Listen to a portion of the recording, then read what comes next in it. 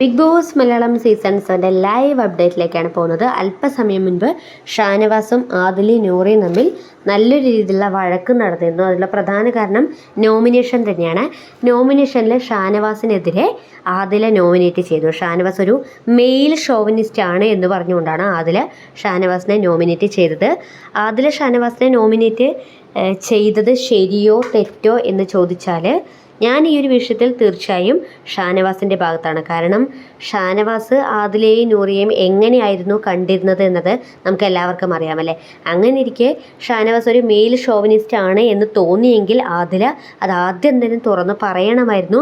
പിന്നീട് അവർ തമ്മിലുള്ള ആ ഒരു ബന്ധം തന്നെ, അല്ലെങ്കിൽ ആ ഒരു സൗഹൃദം തന്നെ ഇല്ലാതാക്കിക്കൊണ്ട്, അല്ലെങ്കിൽ അത് മാറ്റിവെച്ചുകൊണ്ട് ആ മെയിൽ ഷോവനിസ്റ്റിൻ്റെ കൂടെ നടക്കരുതായിരുന്നു. അപ്പോൾ ഷാനവാസ് ഇവിടെ പറഞ്ഞു വെക്കുന്നതും അത് തന്നെയാണ്. ഞാനൊരു മെയിൽ ഷോവനിസ്റ്റ് ആണ് എന്ന് നിങ്ങൾക്ക് മുൻപ് തോന്നിയിട്ടുണ്ടെങ്കിൽ അതെന്തുകൊണ്ട് നിങ്ങൾ തുറന്ന് പറഞ്ഞില്ല, എന്തുകൊണ്ട് എന്നോട് വീണ്ടും അടുപ്പം കാണിച്ചു എന്നൊക്കെ ഷാനവാസ് ചോദിക്കുന്നുണ്ട്.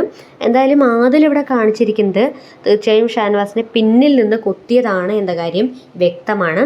ആദിലും നൂറയുമാണ് തന്നെ നോമിനേറ്റ് ചെയ്തത് എന്ന കാര്യം ഷാനവാസിന് മനസ്സിലായിട്ടുണ്ട്. കാരണം നോമിനേഷൻ പ്രോസസ്സ് എല്ലാം കഴിഞ്ഞതിന് ശേഷം ബിഗ് ബോസ് മെയിൽ ഷോവനിസ്റ്റ് എന്ന് പറഞ്ഞുകൊണ്ട് ഷാനവാസിനെ നോമിനേറ്റ് ചെയ്ത കാര്യം പറയുമ്പോൾ മെയിൽ ഷോവനിസ്റ്റ് എന്ന് ബിഗ് ബോസ് വീട്ടിൽ അധികം ആരും അത്തരത്തിലൊരു വാക്ക് ഉപയോഗിക്കാറില്ല. അത് ഈ പറഞ്ഞ ലക്ഷ്മിയും ആദിലയും നൂറയും മാത്രമാണ്. അതുകൊണ്ട് തന്നെ തീർച്ചയായും ആദില നൂറ ഇവർ തന്നെ ആയിരിക്കും എന്ന കാര്യം ഷാനവാസിന് ഉറപ്പുണ്ടായിരുന്നു. അത് മനസ്സിലായിട്ടുമുണ്ട്. എന്നാൽ വീണ്ടും ഷാനവാസിനോട് ഷാനവാസിക്ക എന്ന് പറഞ്ഞുകൊണ്ട് പുറകെ നടക്കുന്നത്, അല്ലെങ്കിൽ ഷാനവാസിനോട് വീണ്ടും ആ ഒരു സൗഹൃദം, അല്ലെങ്കിൽ ഷാനവാസിക്ക എന്ന് പറഞ്ഞുകൊണ്ട് നടക്കുന്നതിൽ നിന്നാണ് ആദിലി നൂറിയുടെ ഒരു ഫേക്ക് ഗെയിമാണ് എന്നത് നമുക്ക് തോന്നുന്നത്.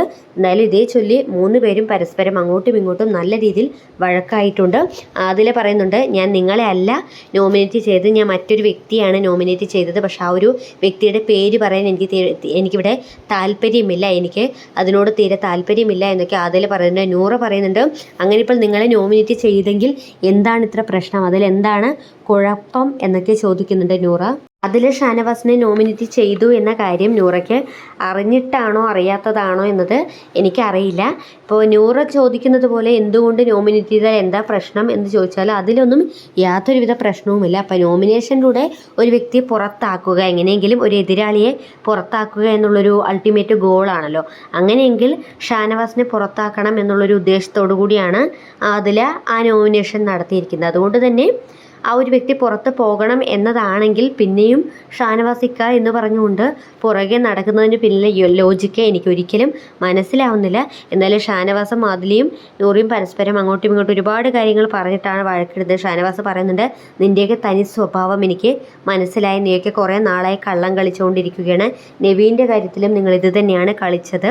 ഞാൻ എൻ്റെ മനസ്സിൽ സൂക്ഷിച്ച ഇമോഷൻ വെച്ചിട്ടാണ് നീയൊക്കെ കളിച്ചത്. നിൻ്റെയൊക്കെ യഥാർത്ഥ സ്വഭാവം എനിക്ക് മനസ്സിലായി. ഒരു സമയവും സന്ദർഭവും വരട്ടെ, നിങ്ങൾക്കുള്ളത് ഞാൻ ബാക്കി തരാം എന്നൊക്കെ പറയുന്നുണ്ട്. അപ്പോൾ ആദിലയും നൂറയും പറയുന്നുണ്ടെങ്കിൽ നിങ്ങൾക്ക് എന്തെങ്കിലും പറയാനുണ്ടെങ്കിൽ അത് മുഖത്ത് നോക്കി പറയണം. നോമിനേറ്റ് ചെയ്തെങ്കിൽ അതിലെന്താണ് ഇത്ര കുഴപ്പം എന്നൊക്കെ നൂറ ചോദിക്കുന്നുണ്ട്. എന്തായാലും ഷാനവാസ് ആദിലയും നൂറയും സത്യത്തിൽ ഒരു പെങ്ങളൂട്ടിമാരെ പോലെ തന്നെയാണ് കണ്ടിരുന്നത്. അങ്ങനെ ഇരിക്കെ ആദിലയുടെ ഭാഗത്ത് നിന്ന് വന്നിരിക്കുന്ന ഈ ഒരു നോമിനേഷൻ അതിനോട് എനിക്കൊരിക്കലും അക്സെപ്റ്റ് ചെയ്യാൻ പറ്റുന്നില്ല. അല്ല എന്നുണ്ടെങ്കിൽ ആ ഒരു മെയിൽ ഷോവനിസ്റ്റിൻ്റെ കൂടെ നടക്കരുത്, അത്ര മാത്രമേ ഉള്ളൂ. സോ ആദില ഷാനവാസിനെ നോമിനേറ്റ് ചെയ്തിരിക്കുകയാണ്. അത് ഷാനവാസിലും മനസ്സിലായിട്ടുണ്ട്.